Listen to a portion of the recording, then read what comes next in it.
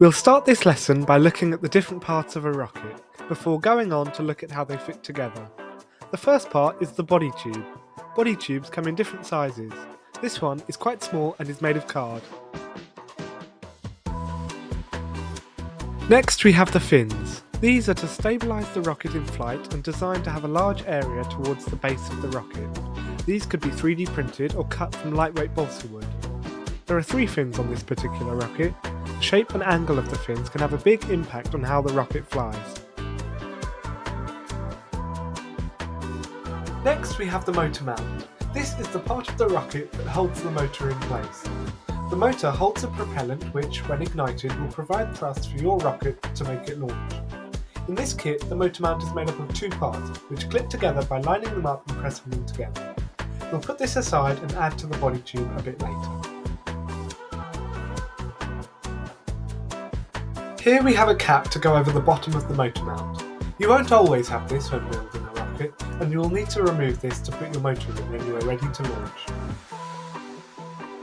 Next we have the nose cone, a recognisable part of any rocket.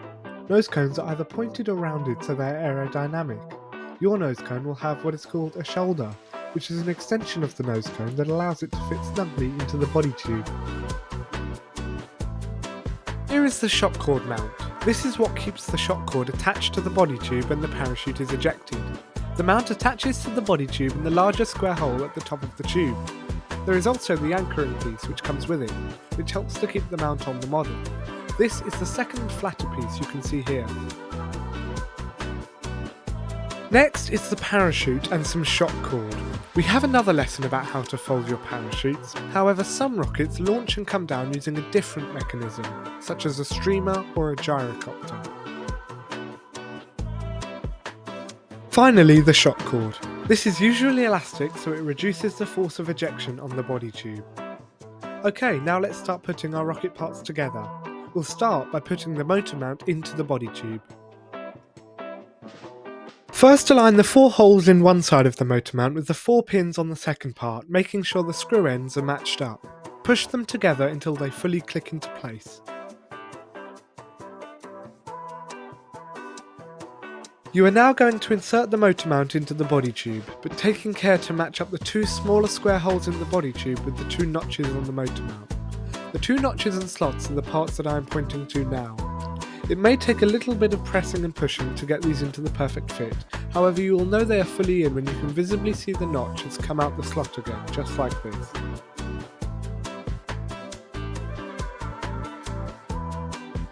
It's a good idea to add a little bit of tape at this point for reinforcement around the joint where the motor tube meets the body tube.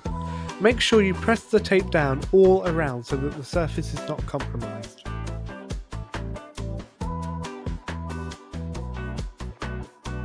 The next step is to take your fins and insert them one at a time into the motor mount. You'll notice the fin has 2 rectangular notches that line up with the holes in the motor mount. Once you've slotted these in place, you'll need to push them firmly upwards until the fins are in place. The bottom of the fin should not be covering the screw end of the motor mount at this point. You will then need to repeat for the remaining 2 fins. Remember to ensure you push these firmly upwards until they are in place.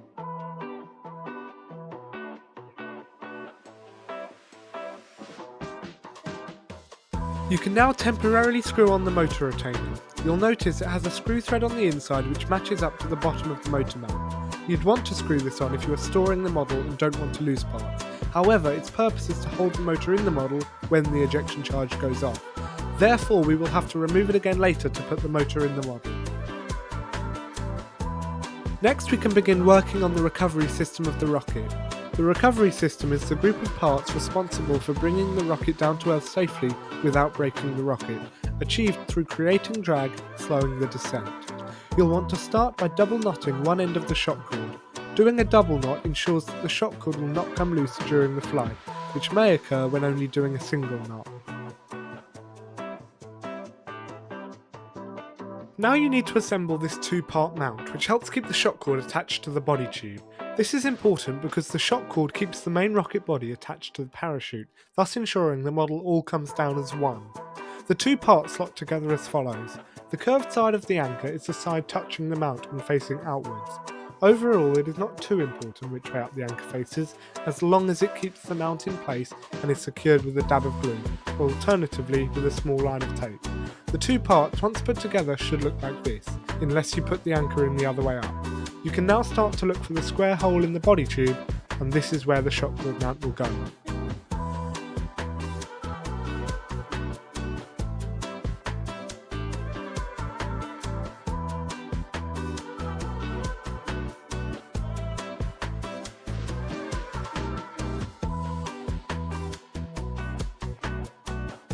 Next step is to take the end of your shock cord and thread it through the hole in the shock cord mount and body tube. Keep pushing the shock cord through the hole.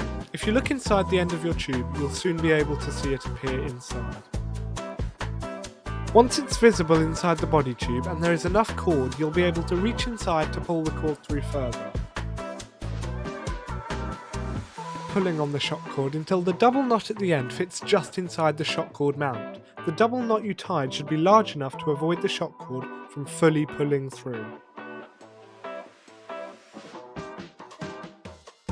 Usually use a small piece of clear tape or a dab of glue at this point, just to secure it further.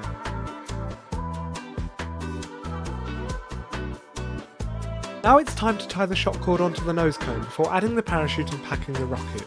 The nose cone in this kit has a design feature that allows you to thread the shock cord through the base of the nose cone. Just slip the cord through and tie securely.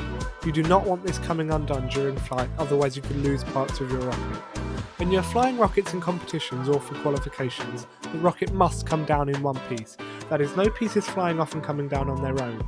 So getting into the habit of checking everything is connected is really important as you develop your rocket building skills. So now it's time to attach and pack your parachute. You'll find other rocket school videos about parachutes, from packing them and protecting the shroud lines to making them from different materials.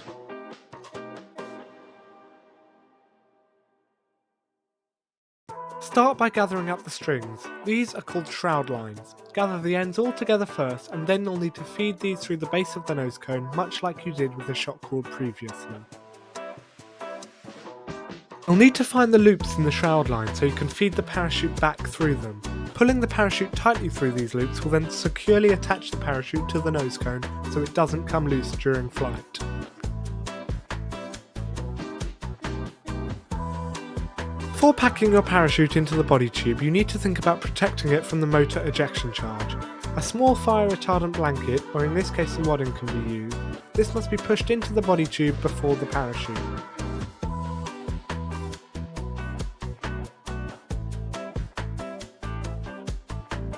Before packing your parachute into the body tube, you need to push the shock cord inside.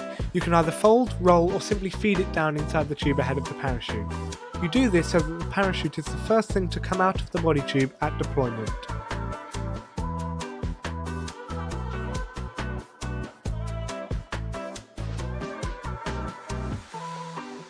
Next, fold your parachute, wrap your shroud lines either inside or around your parachute so it's ready to insert into the body tube. In the case with this kit, the parachute fits easily into the body tube without too much effort. Sometimes it's helpful to put some talc on the wrapped parachute to reduce the friction and enable it to deploy more easily. Once you've tucked in the remaining strands of the shroud lines and shock cord into the body tube, you can complete the final step, which is to attach the nose cone to the rocket. Congratulations, your rocket is complete. Now comes the exciting part, adding a motor so you can launch your rocket. If you've yet to get a motor, you can buy these at your local club where it is safest to fly your rocket. You can find your local club on the Rocket School website. Remember the cap that you screwed onto the motor mount earlier? Well, you'll need to remove this to insert the motor into the mount before screwing it back in place.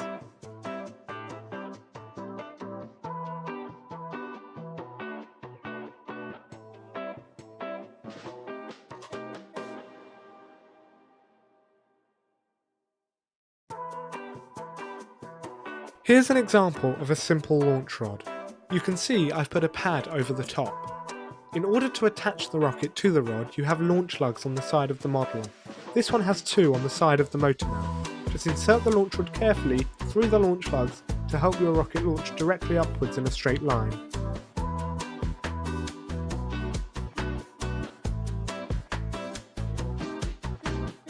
We are now good to go for launch. Time to head off to your local club for a safe flight.